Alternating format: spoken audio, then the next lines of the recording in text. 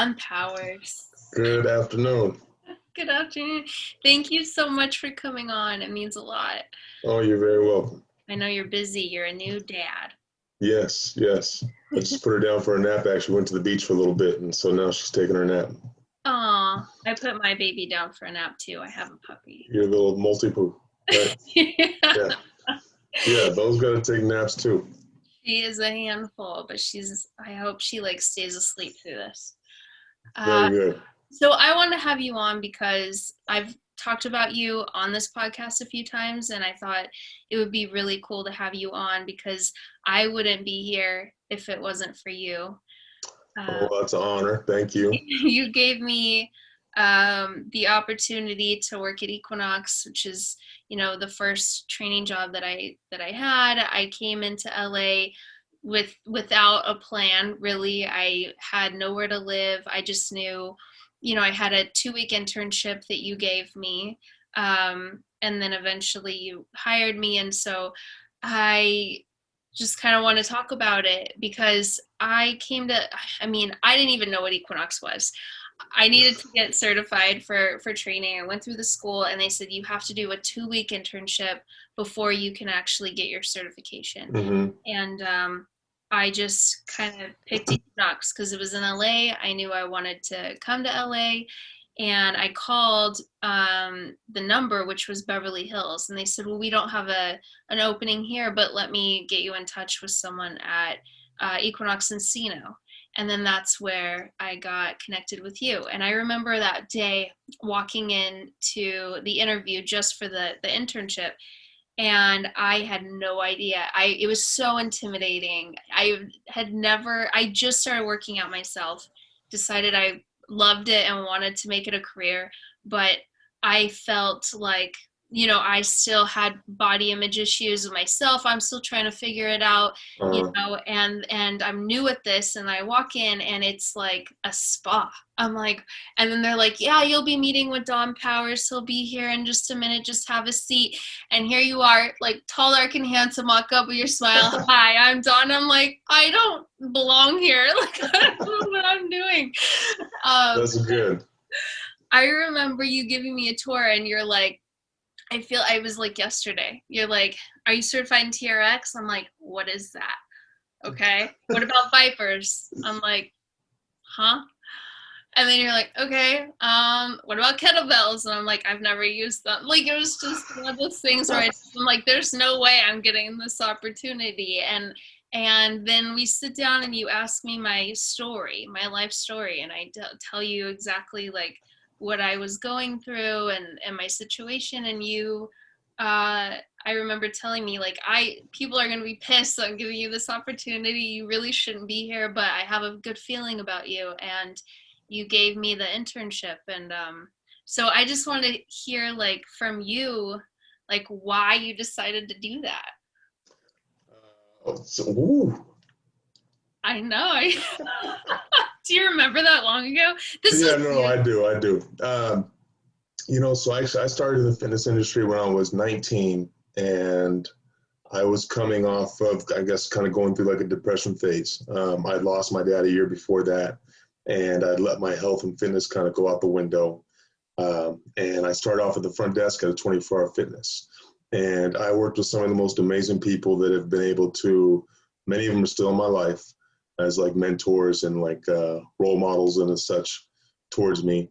And they kind of, I don't say held my hand all the way through, but definitely provided an opportunity for me to be able to succeed and be involved in the fitness industry. And so it started at the front desk, scanning membership cards, dealing with people, irate customers, clients, anything you could pretty much think of, I dealt with just working at the front.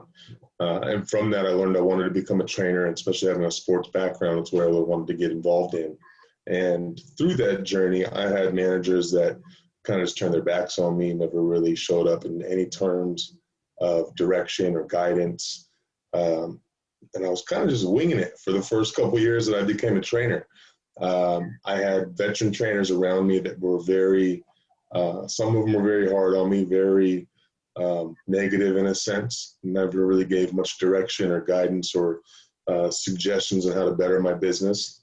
And it's kind of what drive me to kind of want to help people, in a sense, not necessarily giving second chances, but even just giving an opportunity. And so I felt that you fit right into that mold of what it is I was looking to be able to accommodate and be able to help, especially knowing the member base that Equinox has, because that's kind of like the upper echelon of the fitness industry. I thought if giving you basic keys to become successful, it would be very simple for you to be able to progress in it. Oh, Yeah. thank you. Yeah. Yeah. So. I mean, it changed my life. And I do remember another manager that, because we knew you got your own Equinox that you were going to manage in Encino.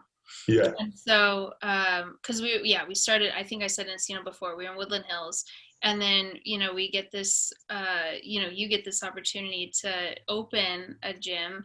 And I remember the other manager telling me, like, because when you guys decided to hire me after, it was because you were getting Encino. The gym I was gonna transfer you to. And you were gonna transfer me, and that's the only reason that they allowed you to hire me, because you're like, I'll take her with me when I go. And I still remember that manager saying, "You're Dawn's problem. You're not my problem. You don't talk to me. You don't ask me questions. If you have anything, you go to him. You don't exist." Like, he was just so mean to me, which is funny because years later he tried to sleep with me. He saw me at a bar trying to sleep with me, but at the time he was. Hold on 1 second. I'm dying. The office is super warm in here. Hold on 1 second. That's funny in itself. That's a good story right there. Yeah, you know what? The fitness industry has its opportunities and its perks that it presents. People throwing themselves at you is one of them. That's kind of how I got married. And my wife in the gym. But yeah, I knew I don't want to say that individual was an example of what my previous managers were like, but I had managers that were very much like that were like, this is how you punch in, this is how you punch out. Figure it out. Yeah. Yeah. That's what I was given. That was the keys I was pretty much given to be able to become successful. And I just knew that there was so much more that you can do and to be able to bring to the fitness industry if you have a little bit of guidance somehow, some form or fashion. Yeah. Well, you definitely did that for me. I remember people would say, God, he's so tough. Like, you wouldn't let anything slide. But I have to tell you, like, the weights always had to be perfect, and you would even check behind the weight, like, to make sure that they were all aligned. And I remember we would try to just, like, take a break for a second in the break room, like, when we were not supposed to, and you would come in right away and be like, get back to work. And we had, you taught me so much that still stays with me to this day. Look, I have my nails done. Got them done for you, just for you. So when I first started, I came in sweats and no makeup, and nails were never done, and I just remember you like explaining, our members, they spend a lot of money taking care of themselves. Yeah. And if you don't look like you take care of yourself, like, why would they want to work with you? And you need to have your nails done, you need to have your hair done, you need to look good so that people want to approach you and work with you, because why would they want to work with a slob? And I remember I couldn't afford to get my nails done, and you sent me to go get my nails done. You paid for it, and that's. Yeah, I remember all that. You see, I'm dying in here right now. It's so hot. It is. You're sweating. It's like a work. Oh my God.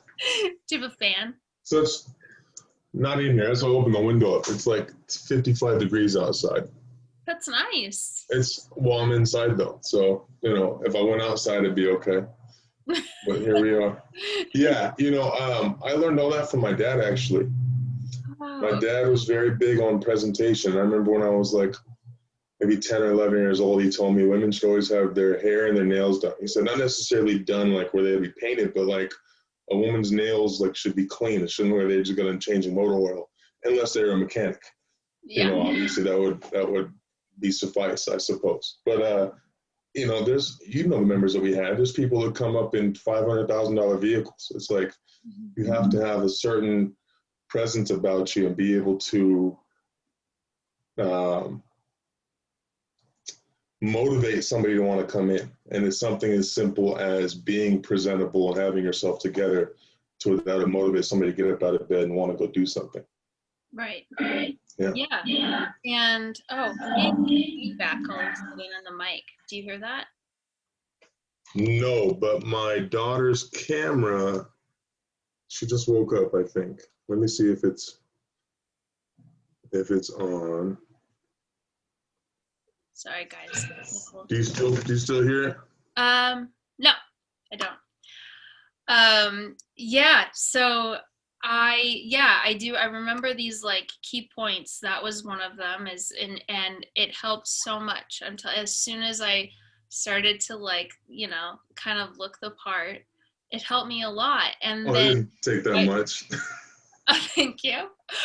And then I remember, you know, you said, and I tell other trainers this and friends this, you would say, you know, if you're not willing to get up at 5 a.m, if you're not willing to stay until 9 o'clock at night, if you're not willing to work weekends, you're not going to make it in this industry.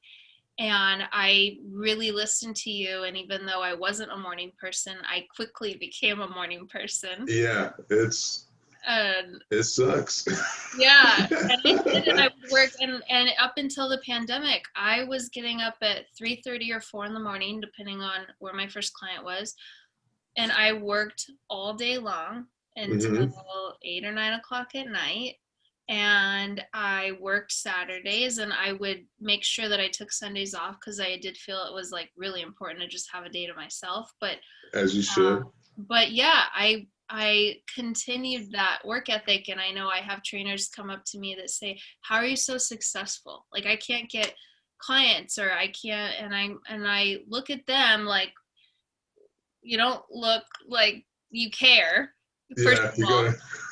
And second of all, do you like, what time do you know, try, you know, and I'd start talking to them like, you know, what, and they would say, oh no, I'm not a morning person, I can't get up early, or I don't want to work weekends, that's why I got this job, so I can make my own schedule, I'm not working weekends. And I'm like, then you're not gonna make it. Like I have passed that on to other people, because it's so true. You have to be flexible, especially for the clientele that we had, where they have like a red carpet event on Sunday and they want to work out the day before or the day of. Like you have to be, you know, or you have businessmen that have to work out before work, and you know, women, moms that work all day and then they want to put their kids to sleep and then work out with you after their kids are asleep. It's like you have to be flexible. You have to be flexible. And you know, I learned that from trial and error. I learned that from, you know, when I became a trainer, I was in junior college, so I was working. I played football too at the same time, so I was going to work sometimes at 4 a.m. till like 5:30, 6 o'clock, and then going to school from like 6:30 to 8:30, 9 o'clock. And then depending on the days of classes and practice, I was either back and forth from the gym and school, or staying at school, so like maybe 1 or 2, and then going to the gym from like 3 till 10 or 11 o'clock at night. And it was like that 4 or 5 days a week. And it was very common. And the reason why I had to do those hours was because I was in school, and I obviously had school and football, and I go and train clients when I had free time. And there's only so many hours in a day. And then when football was not going on, I was your, you know, typical 20, 21, 22-year-old guy. So I had a, you know, personal private life that I was out sociable with people, and learning what schedule works and what's conducive to reality of becoming successful is one of the things I had to grasp, and I kind of had to learn. So there was a time where my schedule was from 2:30 or 3 o'clock to like 10 o'clock at night. And so I trained the people that wanted to come to the gym late, like around 8 or 9 o'clock. But I made a point to where I didn't take anybody on until literally 1 or 2 in the afternoon because I'd be out all night till 3, 4, or 5 o'clock in the morning. I learned that's not the most successful way to be a trainer. There's a lot of people you lose out on business and working with. And it took me some time to figure that out. But then I kind of had a mindset and was not necessarily taught, but kind of given the ability to be in the gym for long periods of time. And I learned, the bulk of, obviously you can look at member scans in a gym and see when their penetration is the highest, but between 6 a.m. and 9, 10 o'clock is typically when business people that have regular 9 to 5s are free to work out. So if you want to be successful in this business, the bulk of your clients are going to be available 4, 5, 6, 7 a.m. or 3, 4, 5, 6 o'clock p.m. And it was either do both of those shifts and figure out your personal life in between, or figure out how to just be in the gym all the time. And so I just got in the habit of being in the gym sometimes 12, 15 hours a day. And it was almost like a first home for me. And, home was a second place I just kind of rested at. And the thought process that I always took on trainers and kind of gave them was that I have to be able to validate why I'm letting you work and max out.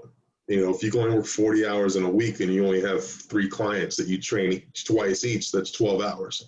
How can I manipulate the system to be able to give you 28 more hours to be able to build your business? And through a couple different companies, I put myself in jeopardy to better other people's successes. And that's kind of what I was in it for in the first place, is willing to be able to sacrifice and putting people in positions to become successful and giving them the opportunity to kind of have a platform to start from. Right. I'm hearing that feedback again for some reason. Oh, wait, it went away. Never mind. False alarm.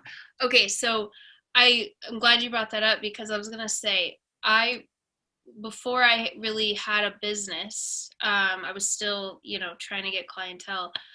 You gave me one of your private clients, and I remember he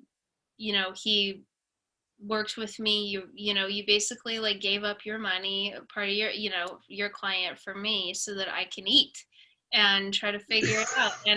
And along with that, I remember you were the only manager I've ever had that I would say, I really need a client.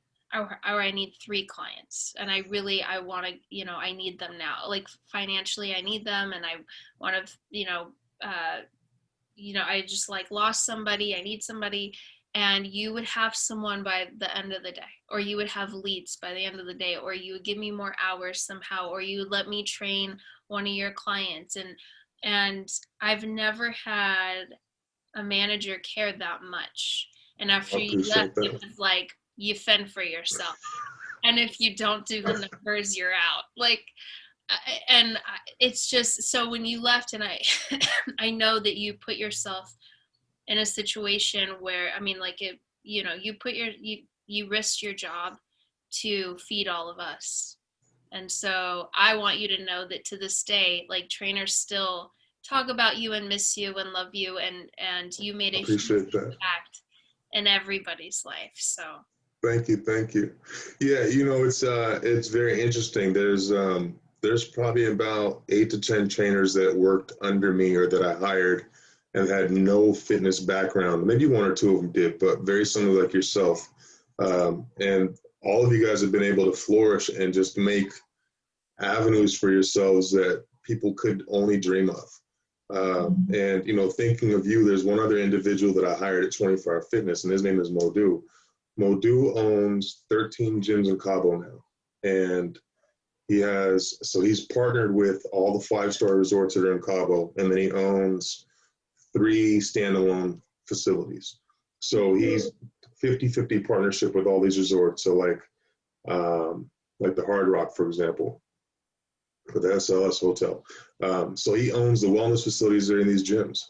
The clientele that he works with and people that fly to Cabo to stay with him and people that fly him around the world now to train him, it's ridiculous. And, he came here kind of similar to you, no background in fitness, He had his MBA in computer science, and he was 6'4", 6'5", African dude from Senegal with a very thick accent, and just had a smile from like ear to ear. And people just loved his genuine energy about him. Very similar to you. You're a very likable person, very easy to talk to. And some of those are the basic principles that being in any type of sales industry, I think you need to have to be able to be successful.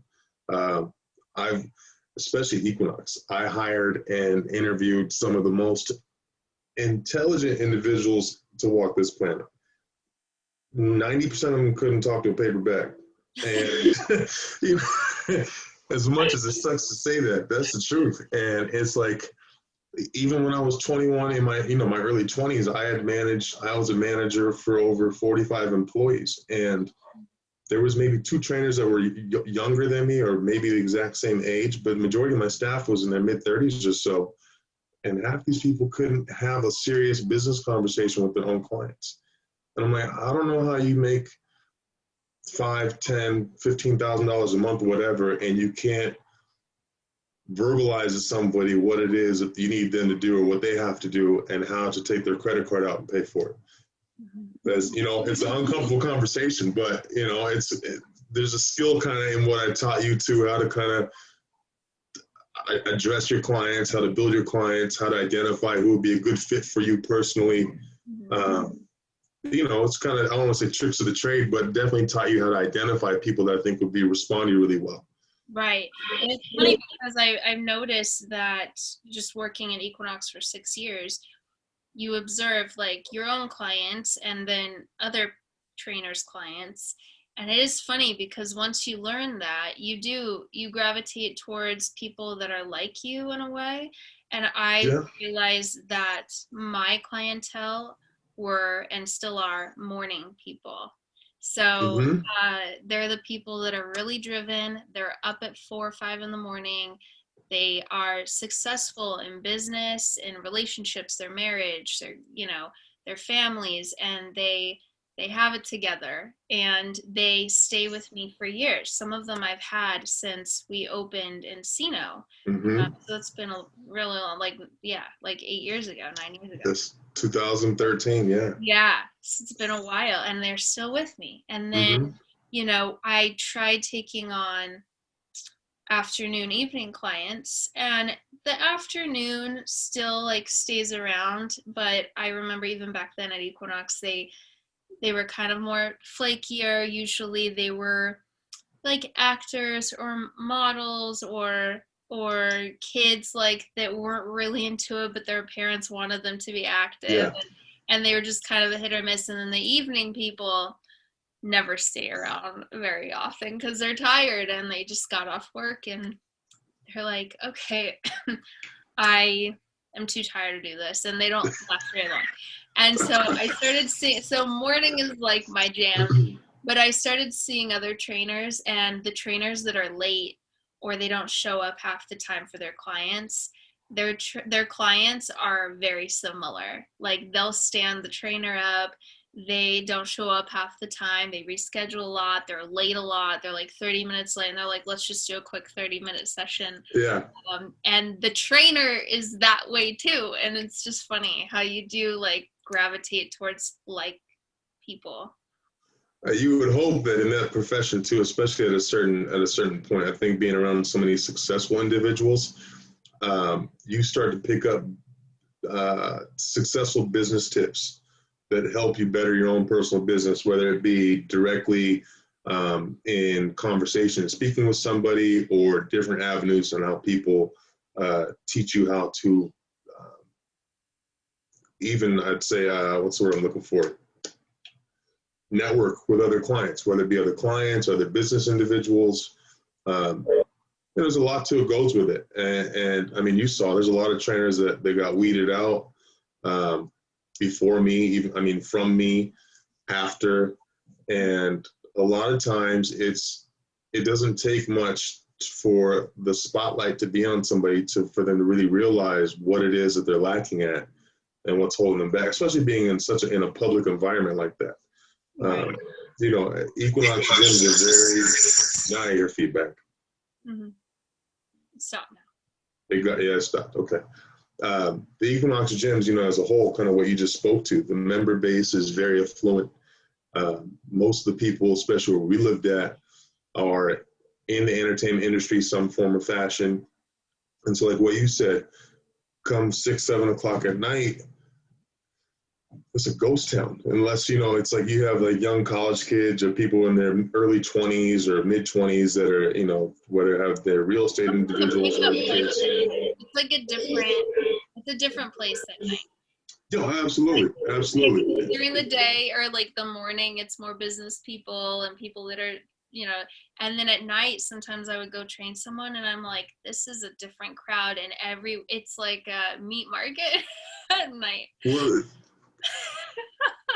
so the fitness industry, that's just kind of, I don't want to say that's a staple, but that's unknown fable, I guess. I don't know. I want to say it's an unspoken truth. Yeah. I mean, a lot of people meet each other, meet significant others in the fitness world. Yeah. Yes. And that's what happens. So, you see people, and a lot of people are there specifically for that purpose in itself, whether it is to distract them from whatever they're going on with outside at work or home. But it's obviously a great place to meet people too. So, yes, a lot of relationships come out of Equinox. Yes. So I know a little bit about your life before Equinox, like you were saying. You played football, and I know you lost your dad at a pretty young age, and then eventually, unfortunately, lost your mom, at a pretty young age. But I don't really know what happened after Equinox. I know that you got into like acting a little bit and like doing stunts, right, for football commercials and things. So I just want to talk about so you left Equinox. Yes. And then I know that we kept in touch a little bit, but so what did you decide to do after training? So after Equinox, Equinox was the fourth fitness establishment that I'd worked with. So I worked for 24-hour fitness for about 6.5 years, almost 7 years. After 24-hour fitness, I left 24-hour fitness in June of 2009. In July of 2009, one of my younger cousins used to hit me up all the time. And this was when I was a fitness manager for the 24-hour fitness in Sherman Oaks. And he would call me and tell me that he was doing a football commercial and the coordinators he was working with needed more football players. And so he would tell me how much he was making a day, and it was really good money, but I didn't have a background in that, and I just couldn't call out sick to go do one job here or there. And I didn't really know much about the film industry in that sense of how it pays and how it works out. And so I ended up leaving 24-hour fitness. The next month, maybe 3 weeks later, my cousin contacted me and said that one of the guys he works for had a big commercial that he was going to be doing and needed more football players.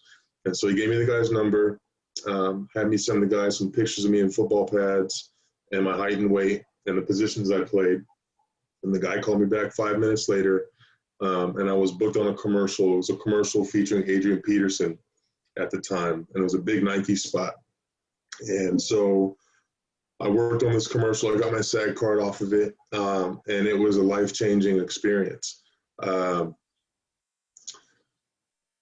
A lot of people that I came in contact with in my early 20s when I was at FM at the 24-hour fitness in Sherman Oaks became peers of mine, became coworkers, guys that I filmed with a lot. And it was very eye-opening in a sense to where I was able to see, what's a way of explaining it? So for example, in the gym, you have the sales staff, the trainers, the managers, and the cleaning people. Mm-hmm. Everybody gets paid, obviously, and depending on where you're at, and those tiers will determine how much money you make. This first commercial I was on, we were paid astronomically well for the week we worked, but on the set, there was over 300, 400 people on set. So I was like, I know everybody's getting paid. Some people were getting paid minimum wage. Whoever's writing the check for this production is obviously making the most money. And so it was very I could do this. you know, and I thought I was gonna be the next Denzel Washington. It's like, so that summer I did 3 commercials, and I got my SAG card, and then nothing really happened after that. You know, I made some decent money, and then in that time frame, I ended up getting hired at LA Fitness, or actually it was Bally's at the time, and I worked at Bally's in Studio City for about a year and a half, 2 years, and then I went to Equinox. Oh, And so when leaving Equinox, I was still doing commercials here and there in between, and the managers knew, my direct managers were aware of what it is I did, and the frequency of how often I was filming, because it was typically maybe a job every couple months or so, depending on what was going on. And so when I left Equinox, I vowed to never have a regular 9-to-5 job again. I'd kind of figured out that I know enough in the business world, and I know enough people to where I could be able to still train clients if I wanted to train clients. I could get myself involved with other programs, which one of them is Young Warriors, my buddy just called me a minute ago, but the youth program I mentor. And I was able to spend more time with my mom. My mom was pretty sick at the time. And I just knew I could provide for myself without having to go into a professional building and punch a clock every day. And so that's kind of where I left it at.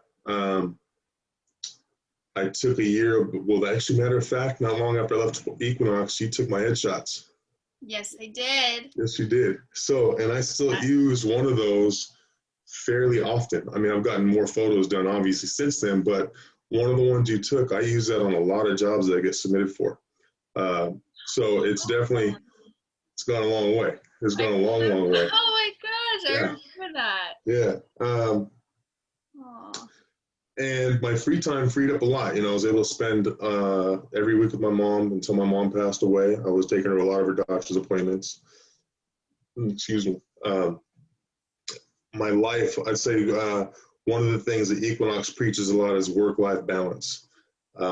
Working at Equinox, as you know, was a treacherous time for managers, especially. We had staggered days off, so I was off, was it Fridays and Sundays, I think, or something like that. But to have like a regular personal life, never could really do anything because you only got 36 hours to be able to get away and come back. Yeah. And so that was one of the things that made me think, like, you know, my wife works 50, 60 hours a week. I don't need to put myself in a position where I'm not able to spend the free time that she does have with her. So that's kind of what I stuck to. I got myself more involved with doing more film stuff. The work definitely picked up in that sense. And I kind of opened up my parameters in terms of jobs that I started doing. I started doing a lot of hand-to-hand combat training, weapons training, and this was all just for work stuff. So in that, I got into doing football commercials, and since then I've done stunts on some major TV shows like SWAT, CSI, Rosewood, SEAL Team, and then the biggest achievement that I got out of all this so far is I got a SAG award for working on the movie Black Panther. So you never know, you know, it's Yeah. it's definitely a journey, and that's pretty much what I stuck with since then. In doing stuff in the fitness world still, I'm the director of trainer development for this company, the company in Cabo, through my buddy Mo Du. And pretty much what I've done is I created an in-house certification, and I won't disclose the individual's name because they might follow this video. And I don't want to get anybody in any type of trouble with their regular 9-to-5s, but a trainer that you and I both worked with, or worked for me and worked with you, assists me. And so pre-pandemic, we were going out to Cabo every couple months or so and teaching trainer development courses. Everything from teaching the trainers how to show up at the door with a towel and a water bottle, to how to do their blood pressure cuff, how to do a FMS reading, overhead squat assessment, everything under the sun pretty much, and teaching trainers how to be successful trainers. Definitely a nice perk. You know, it's rough going to Cabo for work. I know, and I remember you train you that once, but to work with you in Cabo. Yeah. I remember, but at that time I was at my peak, like Peak peak. of My clients. career was outstanding, and I was like There's so nothing wrong with scared. that. I was so scared of changing anything because I was juggling so much that I'm like, if I change one thing, this could all, I need to take advantage of where I'm at now. No, that's understandable. That's But understandable. but that sounds amazing.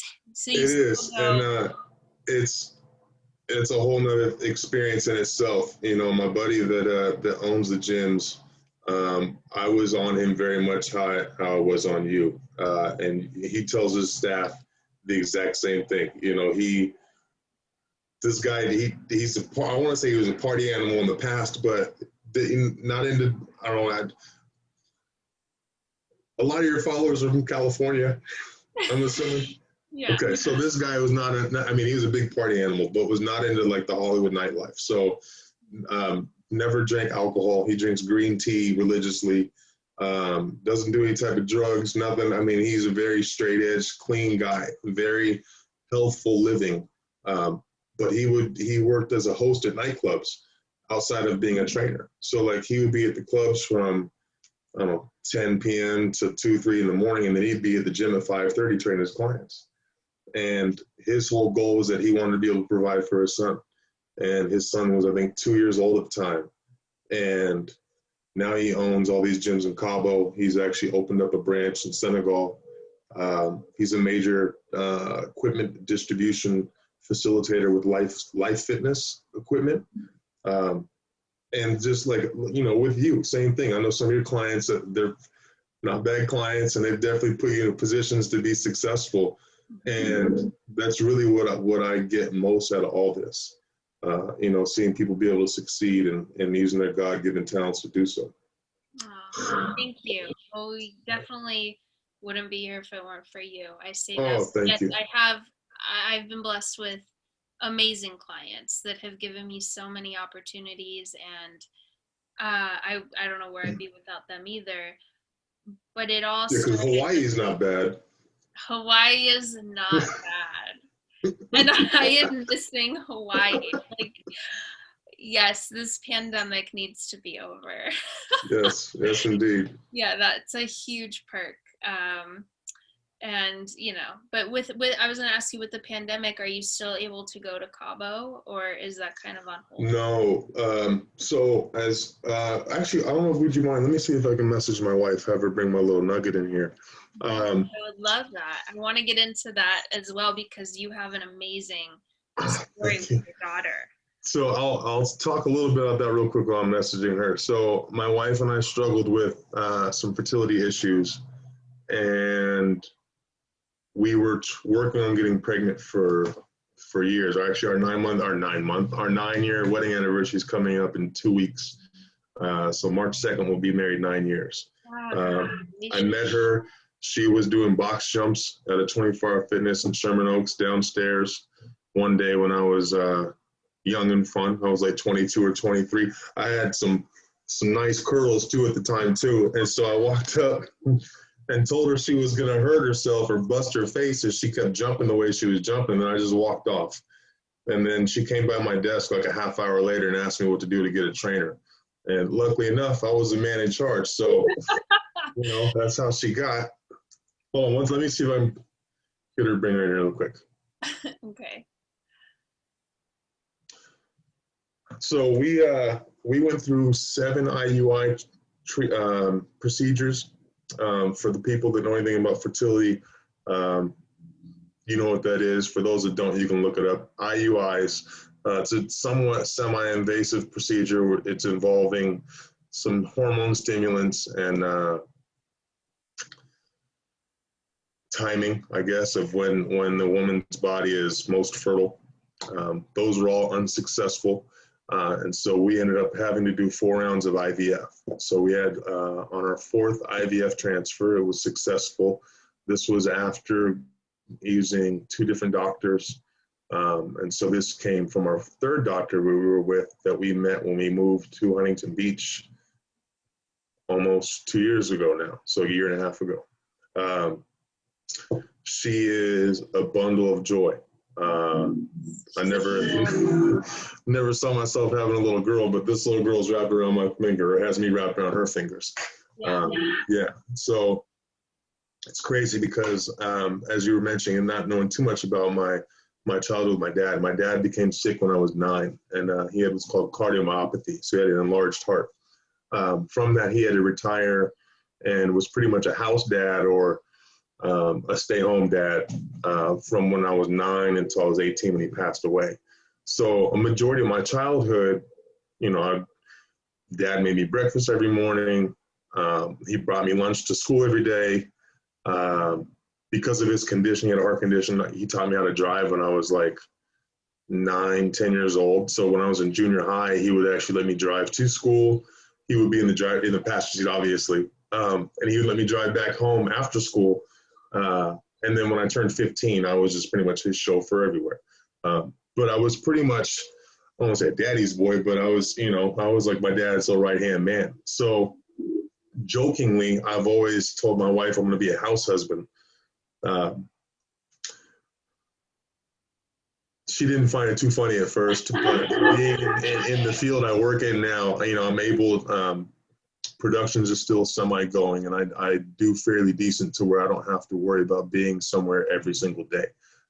When jobs do come up, she helps out working around her schedule, whatnot, to care for our little one, but I'm able to be home with her about 99% of the time. So it's a blessing, definitely, and I love it. Yeah. Oh, that's so great. When I found out that you guys are pregnant and seeing that it was going well, and then and she's beautiful, I was so happy because I knew you guys are struggling for a really long time, and I was hoping you would get the opportunity to be a dad because I knew you would be amazing at it. Yeah, so I got my DILF shirt on. Yep. Love it. I got a DILF, devoted, involved, loving father. Yeah. So she's eating. We started feeding her solid foods almost 3 weeks ago. And so she's eating bananas right now. And then as soon as she gets done, I think my wife will bring her in here. Yeah. But going back to what you asked me, so that was all for a reason. We had several trips planned to Cabo. We were supposed to go to Cabo the first week of April of last year. And then my counterpart, the unknown man, and myself were going to be out there for about 2.5 weeks. And so we were going to do a trainer development course for a week, and then we were going to help host a company that sends about 1,000 employees for a fitness retreat from New York, and we were going to host them for a week. And being that my wife's pregnant and the world was coming to a stop, it was safest to stay right where I'm at. So here we are. Here we are. Yeah. To be able to get back to going to Cabo. Yeah. And the interesting thing about that, so the week that my buddy was out here in LA having some meetings to get this all organized, my buddy and the trainer, our counterpart, and myself went and met with him for dinner in Marina Del Rey. And he ended up telling us that he had a baby on the way. So his daughter, he has a daughter, his daughter and my daughter are like, their birthdays are about 3 or 4 weeks apart from each other. Aww. Yeah. So as soon as, this whole time we're living now is really wild. On a sad note, we've lost some relatives, much like yourself, to COVID. My wife's grandfather, actually uncle, acting grandfather, is actually in the hospital right now battling COVID. He's almost 80 years old, and it's it's a scary situation. So all the women in my family, the immediate people, so like my wife, actually I'm sorry, my mother-in-law, my sister, and my sister-in-law have all gotten vaccinated because they work in the medical field. My wife and I are planning on getting vaccinated probably around midsummer or so. I know some people are hesitant about that, but I've seen what not being vaccinated has done. So I'm a firm believer in science too. We wouldn't have our little girl if it wasn't for science. So with that said, once we get all those things situated, we plan to get back into going to Cabo, going on regular vacations, getting out of our hermit hole, and getting back to having some type of normalcy. That's the plan. So, and as long as I have air in my lungs, I promise you, you will come on a trip sometime to Cabo to do some work out there. I would love that. Yeah, with this pandemic, it's been interesting because, you know, since you hired me, I have been hustling every day, you know, 6 days a week, just hustle. And so at first I was in shock and miserable because I'm like, oh my God, like, what am you know, I was training and still train most of my clients over FaceTime or Zoom. I only have a couple that I've trained for like 9 years, and then a newer client that I train at a park. Those are the only ones I see in person, and everyone else is on FaceTime or Zoom. And so I'm used to working all day, every day. And I like work for 4 hours a day, and then I'm like, okay, now what? Well, now what do I do with the rest of my time? It's driving me crazy. And so that's partly why I wanted to do this podcast. Hello! Here's our little nugget. Gosh. So here's my wife, Noemi. Hi, Morgan. good to see you. Hey. And our little beautiful girl. Say hola. Gosh, hola. So cute. So this is Alana Jasmine. She's beautiful. And thank you. You say hi to the camera. Say hi. Say hi, everybody. So she was our golden child that came from our 4th transfer, and she's been a bundle of joy. Something for you new parents out there, if any of you guys are working on having one in the future, make sure you comb through your little babies like you see on the Nature Channel, how they do with the animals. This little piece of tape you see back here, she had a procedure done. We noticed there was like a lump on the back of her head where the tape is at, obviously, about 6 weeks ago. That's okay. That's okay. The camera want to say, oh, she might be pooping. So she's eating solid food. So solid food equals solid poop. And it's real. It's real. At least she's able to. My niece struggles with that. And and it's awful watching her try to go and she can't. And it's like, you get focused all of a sudden. When you're a mom, it's like I just see it with my sister, you're just like all of that stuff, like the gross stuff goes out the window. You're like, I don't care. I need her to go. I need her to be healthy. You want to say bye, Morgan? So cute. So, hi, baby. Oh, she's so she just got her work permit 2 weeks ago. So if there's any casting agents out there, we're looking to get in some baby commercials soon. And she just did an audition for her first national commercial the other day with me. So we're trying to get booked on a Walmart ad together.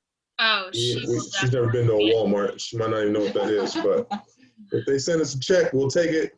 She's beautiful. Thank you. You were saying that she had a procedure done. I saw that. Yeah. So where the tape is at, she had a small little lump back here that was really, really hard, and we couldn't tell what it was. Say bye. Say adios, mama. Bye, guys. It's so good seeing you. Congratulations. Adios, mama. Oh, she's so cute. So my wife speaks to her mostly in Spanish, so we're working on teaching her Spanish first, English second, and so I've been working on my Espanol as well. It's un poquito, but it's getting there. But there's a couple different apps and podcasts that I listen to on a daily basis. So back to the lump. So she had a small lump on the back of her head. We noticed like 6-7 weeks ago. It was really hard, but it wasn't like it didn't move around, almost like you would think like a tumor or something like that. And when you push on it, she didn't make any notions as if it hurt or she was in pain or anything. So the day we noticed this, the next day we scheduled a doctor's appointment to have it looked at. And our doctor was out, but one of her counterparts looked at it and said that it looked like normal bone growth that some infants develop. and that as her skull grew, it would kind of just go away.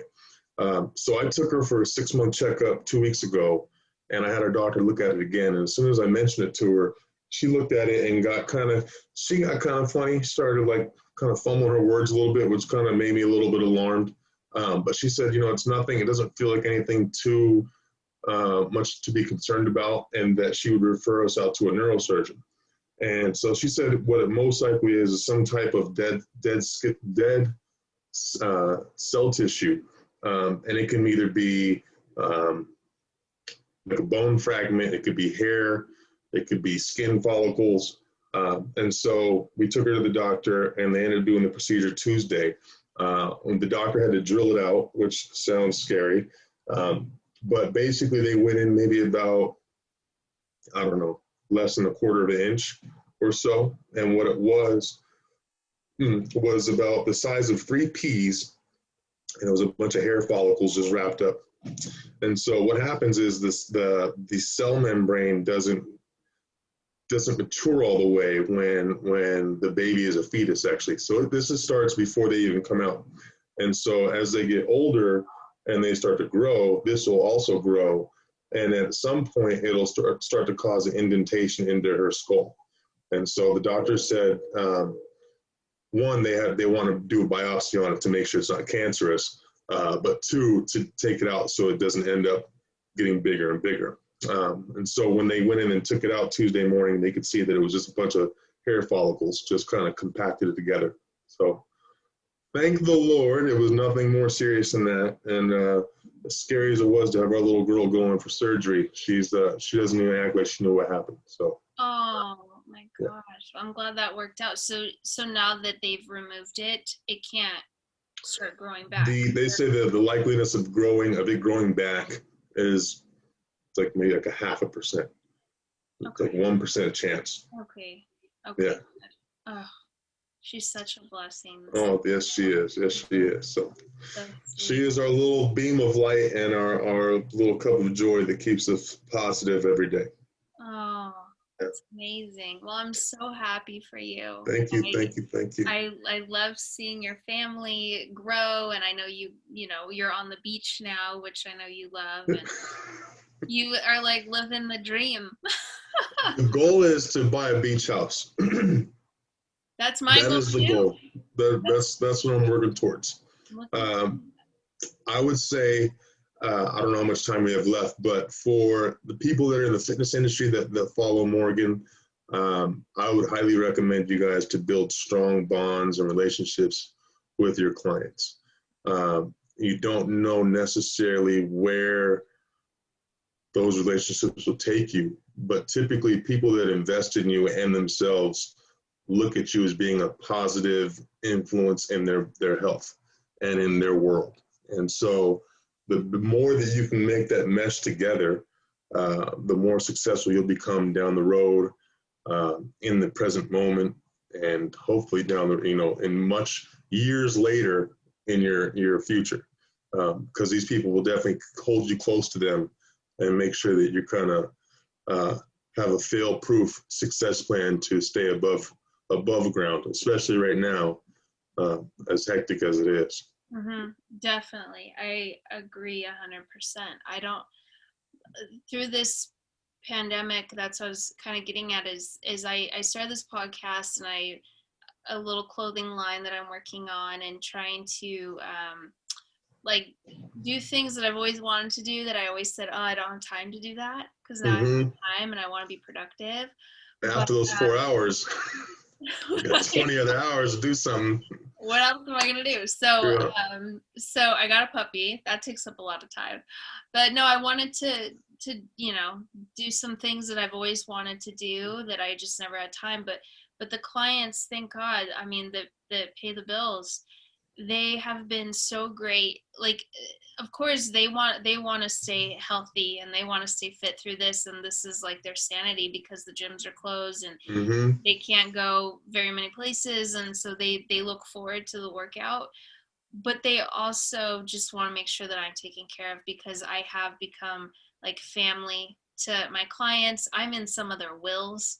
Like they're my family. It's like we are so close. And I've had clients that are like, how are you doing financially? Do I need to pay for another set like now? And I'm like, you just bought 12 sessions.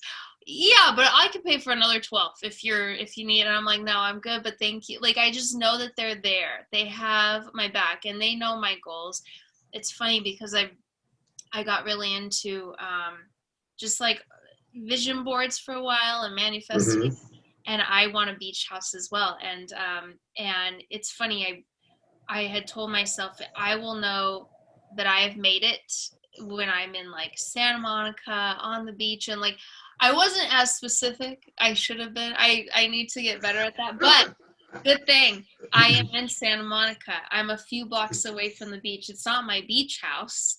But I'm so happy to be like where I am. I went from living in my car when you met me to now living in my dream area, close to the ocean, and I can walk pretty much anywhere. I don't have to drive if I don't want to right now. And so that's been amazing to just be able to walk to the grocery store or to get coffee or lunch or whatever. And a huge part of that is because of you. So I want to thank you for everything that you've done. You're very welcome. I knew just in meeting you and talking to you that all these things you have now, you could have if you just showed up. And kind of getting back to what we were talking about and like having a work ethic. And some of my friends and peers I work with, I grew up with, I was not as fortunate as them, but some of them made it to their professional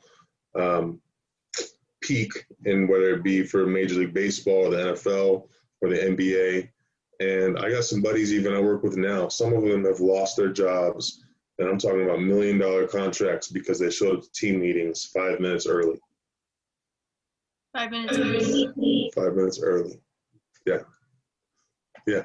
Why? You're right.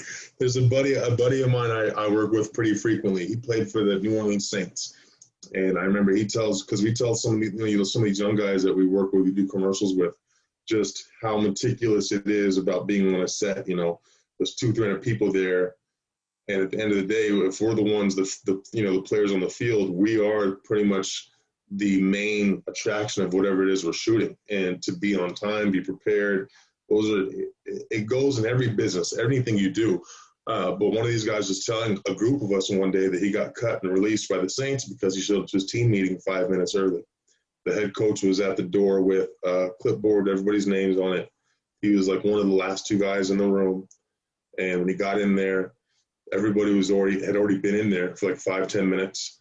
And I don't know if the coach was in a bad mood or what the case was, but he said after the team meeting, he got asked to go to the head coach's office, and that was it.